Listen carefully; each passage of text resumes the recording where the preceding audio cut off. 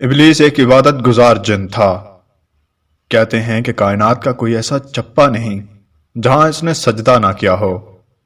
اس کی عبادت گزاری کی وجہ سے یہ فرشتوں کا سردار تھا، لیکن اس نے آدم کی قدر نہیں کی، اس کی طرف سجدہ کرنے سے انکار کر دیا۔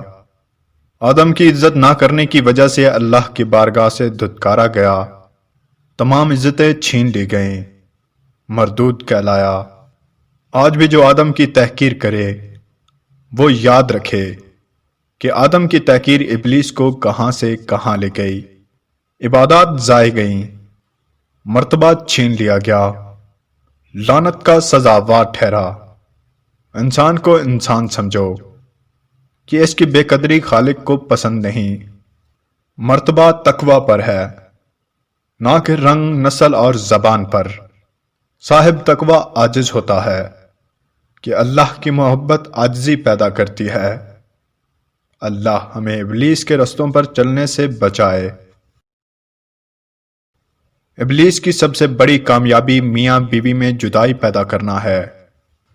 رسول اللہ صلی اللہ علیہ وآلہ وسلم نے فرمایا، ابلیس لعین اپنا عرش پانی پر رکھتا ہے اور لوگوں کو ورگلانے کے لیے اپنے چیلوں کو بھیجتا ہے۔ چنانچہ ان میں سے ایک شیطان آتا ہے اور کہتا ہے، میں نے ایسا کیا، میں نے ویسا کیا۔ ابلیس کہتا ہے، ٹھیک ہے، لیکن تم نے کوئی بڑا کام نہیں کیا۔ پھر ان میں سے ایک شیطان آتا ہے اور کہتا ہے، میں فلاں میاں اور بیوی کے پیچھے پڑا رہا، بالآخر دونوں میں تفرقہ ڈال کر چھوڑا۔ یہ سن کر ابلیس اسے اپنے قریب کرتا ہے اور اس سے کہتا ہے، ہاں تم نے بڑا کام کیا ہے۔ پھر اسے اپنے آپ سے چمٹا لیتا ہے۔ بھلا روز اول کیا ہوا تھا؟ لوگ سمجھتے ہیں کہ شاید ابلیس کا گناہ فقط تکبر کرنا ہے، لیکن میرا خیال ہے کہ تکبر کا حاصل مایوسی ہے۔ جب ابلیس اس بات پر مصر ہوا کہ وہ مٹی کے پتلے کو سجدہ نہیں کر سکتا تو وہ تکبر کی چوٹی پر تھا، لیکن جب تکبر ناکامی کی وجہ سے دوچار ہوا تو ابلیس اللہ کی رحمت سے ناامید ہوا۔ حضرت آدم علیہ السلام بھی ناکام ہوئے، وہ بھی جنت سے نکالے گئے، مگر وہ مایوس نہیں ہوئے۔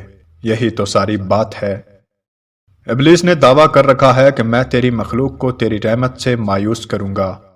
نا امید، مایوس لوگ میرے گروہ میں داخل ہوں گے۔ اللہ جانتا ہے کہ اس کے چاہنے والوں کا اغوا ممکن نہیں۔ وہ کنویں میں لٹکائے جائیں، صلیب پر چڑھائے جائیں، وہ مایوس نہیں ہوں گے۔